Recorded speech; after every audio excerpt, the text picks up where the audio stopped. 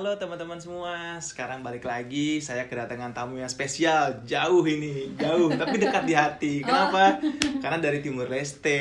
Iya. Jadi tamu kita ini salah satu awardee dari Australia Awards, tapi yang berasal dari Timur Leste. Iya. Dan kita bisa campur-campur ngomongnya antara Indonesia sama Inggris, karena memang beliau ini juga termasuk dekat hubungannya dengan Indonesia dan sudah fasih loh bahasa Indonesia. Iya, bisa dibilang first language waktu kecil. Iya, jadi nanti kita akan ngobrol, ada sesinya pakai bahasa Indonesia, ada sesinya pakai bahasa Inggris.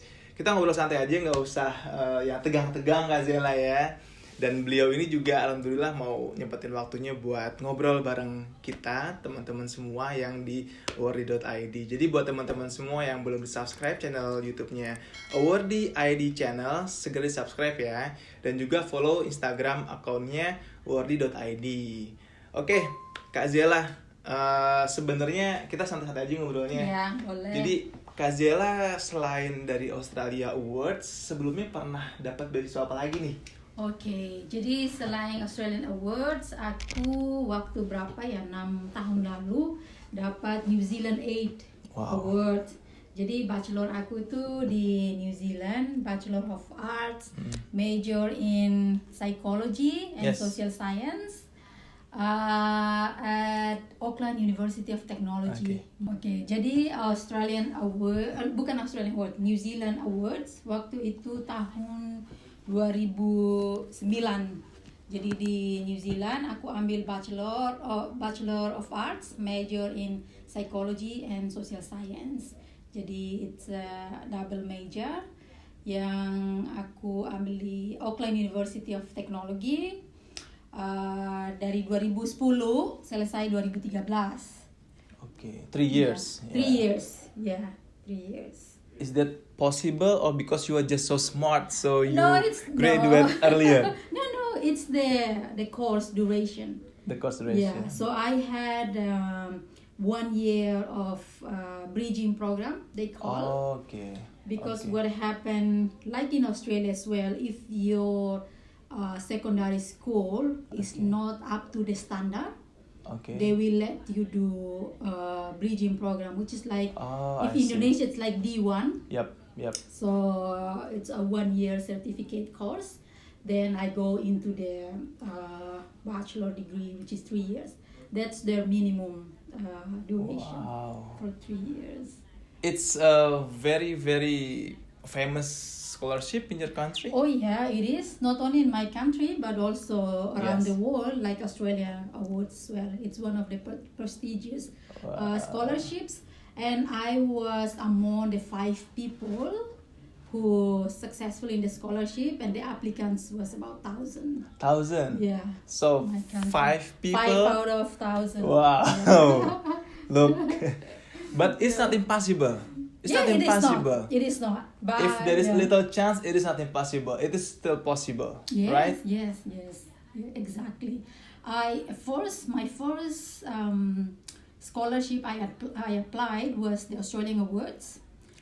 For your bachelor? For the bachelor. Okay. But I did not successful in that part. I was then I applied again. That was my experience, and I learned from all of that.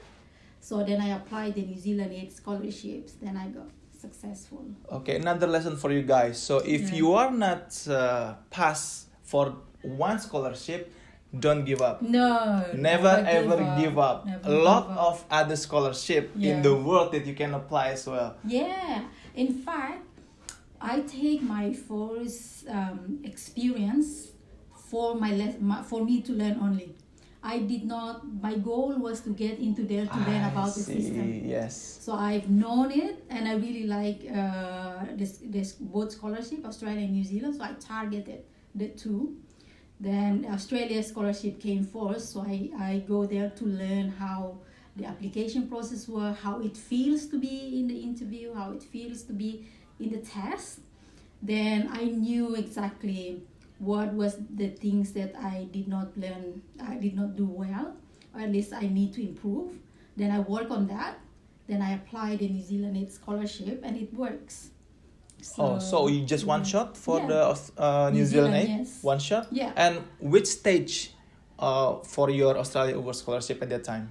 I did not even pass my selection Administration process. Even that stage? Yeah, that stage.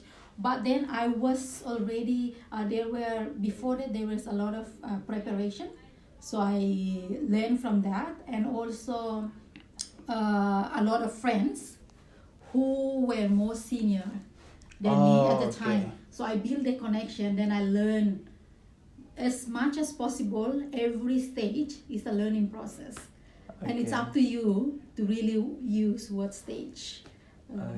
So why did you choose only Australia and New Zealand, not to Europe, not to UK, or maybe to US? Well, because back then in Timor-Leste, these two scholarships were very famous, and also these two countries lying close to Timor-Leste, and I know many people from this country more than I know people from other countries. So it was a goal that I need to go to their country to learn.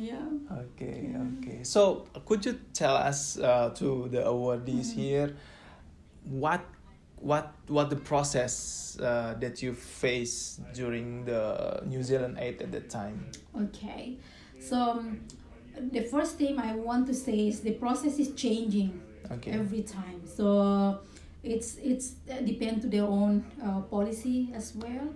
So for me at the time, the first process was the official process that we have to follow. Was submission. We taking the applications. So they have organized a briefing where you get to know how to fill up those application process, and then you have to complete this form. There are a lot of forms, and another administration process where you have to translate all your degree. You have to get reference letter from whoever trusts that they know you, that they know your capacity, they know you can be good in the scholarship. And then when you're successful in this administration process, they will provide like IELTS preparation process, which is kind of similar at what they did for the Australian Awards. So the IELTS preparation was not as was not as big as what we do now with the Australian Awards. Back in the day, where I was applying, which is around 2008, 2009, at that time, it was only 2 days. 2 days for IELTS preparation? IELTS preparation. Okay. Yeah, so during that 2 days.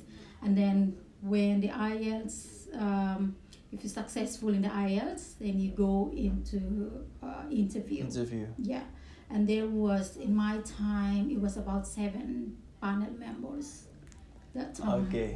Okay, 7 panel members. 7 remember panel that. Members, we'll talk about the panel members later after this. Yes. So that to me it was quite short process, but very thorough, very competitive, because there's a lot of people applying, and many of them are well known as well. So the process was good, and for me the preparation is the most important things each stage. Absolutely. And in each process as well. Before we go further, could you tell me, to the people also here, your background? Why the New Zealand 8 finally decide that you are as awardee? Maybe you can tell the background story of you and what's your contribution to your country. Okay, sure. Where do I start? So before I applied for New Zealand scholarship, I was working with UNICEF, and still now I'm working with UNICEF. UNICEF is United Nations for Children's Fund. It's from UN. United Nations. Yeah, it's a UN. It's a UN agency. In Timor-Leste. I think in Indonesia they have much more bigger organization.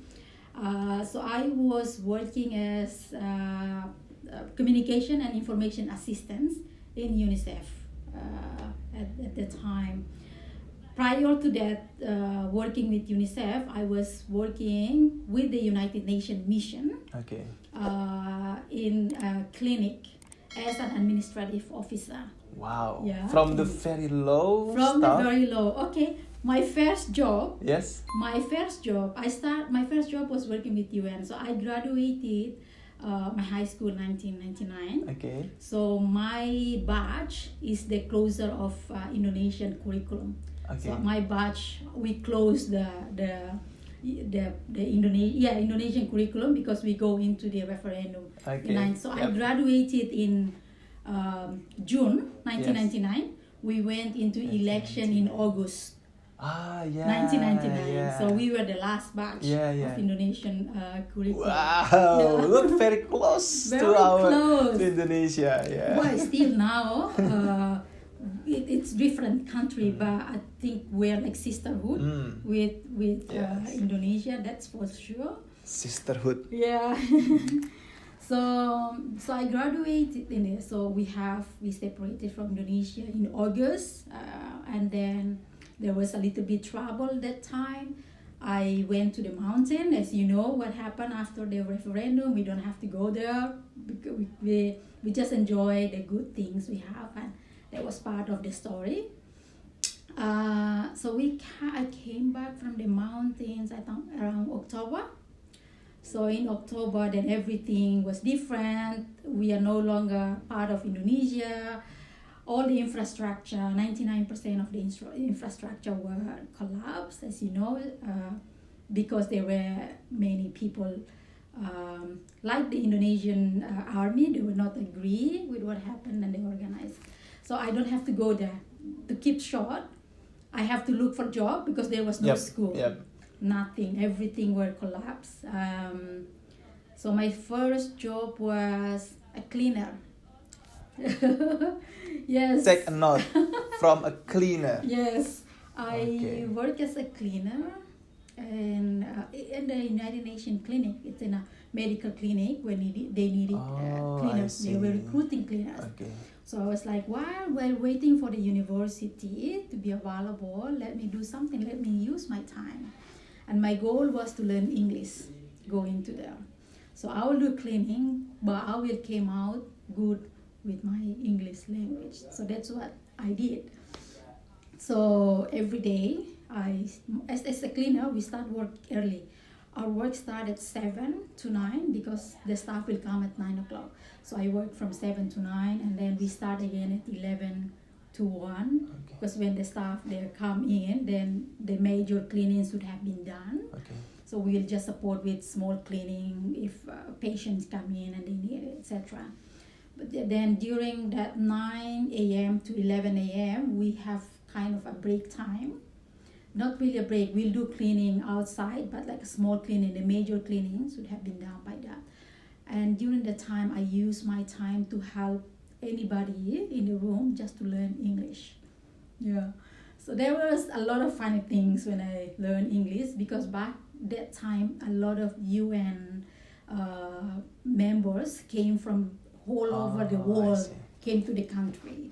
So many there are countries I never even know in my geography, and I all those countries I try to remember in my geography subject, and suddenly I meet them in front of me. So then I try to engage conversation with them, and that's how I learn English from that, and I become good at it. Then when they have like position open as a receptionist, I applied. I was successful. And then they have position for administrator to a clerk. I apply again. I was successful, and then administrative officer. I applied again, and yes, I was successful. And then because United Nations missions, they have an administration work. Yep. So all of the works are basically office administration, and I want to learn more. I want to challenge myself more. Because my vision is I will go to university, and I want to do more to my country, and I feel like administration only will not give me Yes. that challenge to learn more. So there was a position open at UNICEF as information and communication assistance. I tried my luck. I applied, and I was selected again as the information and communication assistant. So that's how I got like exposed to a different new world, a different new challenge, but offer a lot of opportunities to learn from people I was working with, from people I was working for, and also from the things I was doing. So I learned from that. So it sounds easy, like every time I apply, I was successful. Every time I apply, I was Of course successful. not. But Of it's course not. not. Of It's course not. So there was a lot of work put in the Yes, background yes, to absolutely. learn. And I say you learn from people you meet, even you learn from people you serve in 1 minute. You make sure if you're genuine of helping people, you are going to learn from people's genuinity Yep. as well. Yeah. Yep. So that's what I learned. And so once I was in the information and communication assistance, and I thought like, I think I'm ready to go back to school. So, but before I was there was in 2000, the National University of Timor-Leste was opened up. Okay. So that's the first university after Timor-Leste gained independence. And I was among the many thousand people who applied. So I was successful in that. But it was hard for me to juggle between work and the university. So at the time I had to choose whether to continue studying, and I was studying a Bachelor of Education major in English because my goal was to learn English. To learn English. And then to go to the countries where I want to go and learn more.